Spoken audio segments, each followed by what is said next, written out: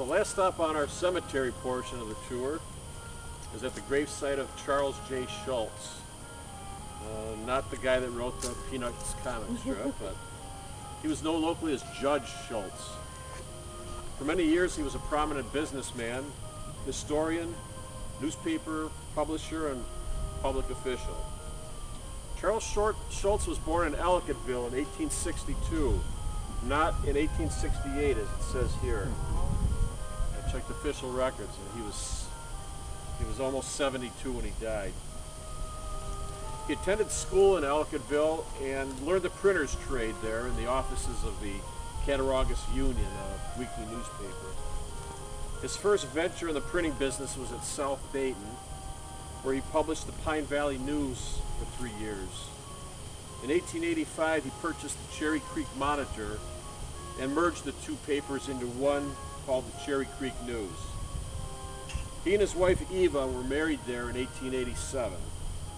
Their only child, Harry Huntley Shults, was born the following year, and this is Harry's gravestone behind me. In April 1891, Charles purchased the Gowanda Herald and published it in connection with his Cherry Creek paper.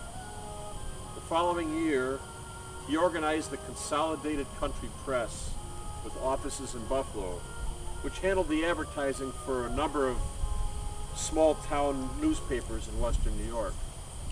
He was a staff writer for the Buffalo Courier and became its western New York editor. Charles Shults finally sold his newspapers to devote his time to his advertising agency, and then later disposed of that to engage in the business of compiling and publishing town and local histories. One of his notable histories was the 1901 History of Dayton, which featured many photographs by Winfield Scott Thrasher, a lawyer and Cattaraugus County judge. Shults also published a history of Cherry Creek and the centennial history of Chautauqua County in 1904. While residing in Cherry Creek, he was a correspondent for the Buffalo Evening News, as well as for newspapers in Jamestown and Olean. He possessed superb writing skills, and he served as historian for both Cattaraugus and Chautauqua counties. He was prominent in Republican politics in Cherry Creek, serving several years as town clerk, postmaster, and journal clerk of the Chautauqua County Board of Supervisors. He left Cherry Creek and moved to Gowanda in 1909, publishing the Gowanda News for several years. The paper was produced at the old print shop at 49 South Water Street, that lovely old red building that still haunts us. He served as Justice of the Peace for both the village of Gowanda and the town of Persia for more than 15 years. He was president of the Cattaraugus County Conference of Judges and Police Executives right up until his death. Charles was an active fireman, following in the footsteps of his father, who had been chief of the Ellicottville Fire Department.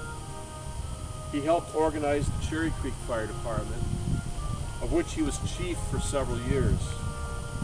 After moving to Gowanda, he became a member of the Gowanda Exempt Firemen's Organization.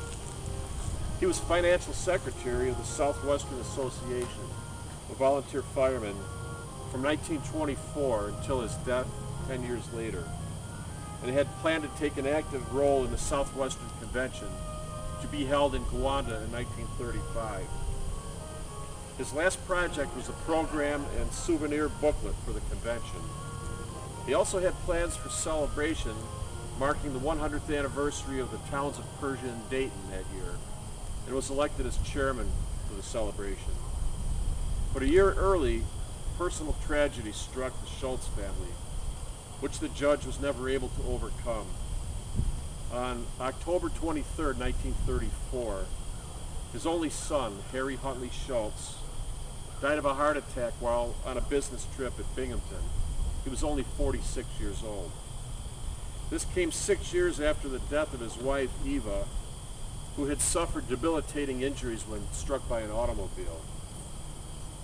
Friends of Judge Shults believed that his son's death was an indirect cause of his own, which occurred just a little more than a month later. He died suddenly of a heart attack at his home on Chapel Street. His funeral at the Presbyterian Church was largely attended, and he was laid to rest here alongside his wife and son. His son, Harry Huntley Shults, was a successful businessman in his own right, being an inventor and manufacturer of a mail bag rack system which expedited the handling and sorting of mail. He had patents on the device, which was first made in Buffalo and later in Gowanda, where he expanded his business in 1912. His bag racks were patented and used throughout the nation. He also supplied handling and sorting equipment for the federal government during the First World War. The Shults plant, as it was known locally, was located on Commercial Street. Besides mail racks, the firm manufactured metal furniture like desks, lockers, and shelving.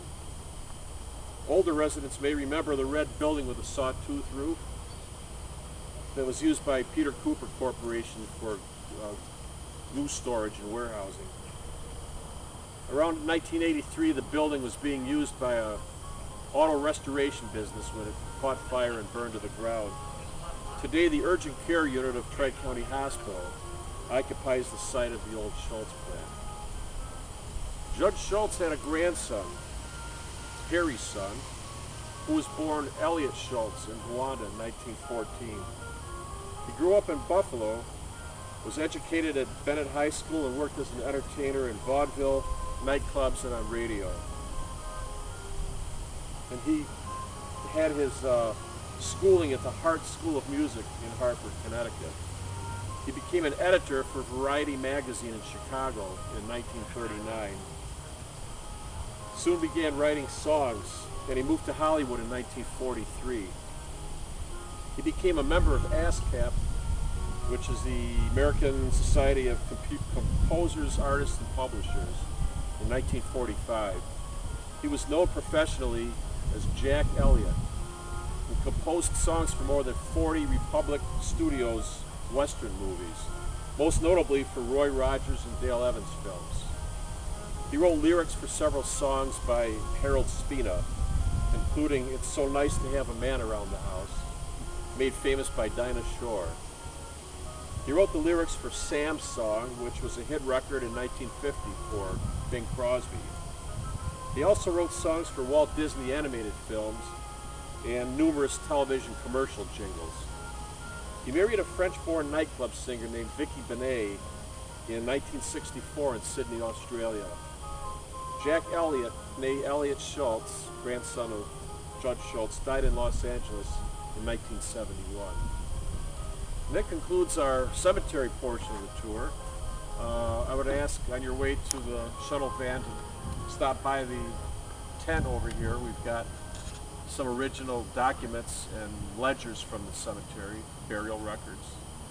And at 4:30, about 40 minutes from now, the second part of the tour begins at the Hollywood Theater, where you'll meet Richard and Alice Wilhelm, the builders of the theater, as well as Dorothy Thompson and Louise Pliss, who are women with Gowanda roots who went on to careers in teaching, journalism, and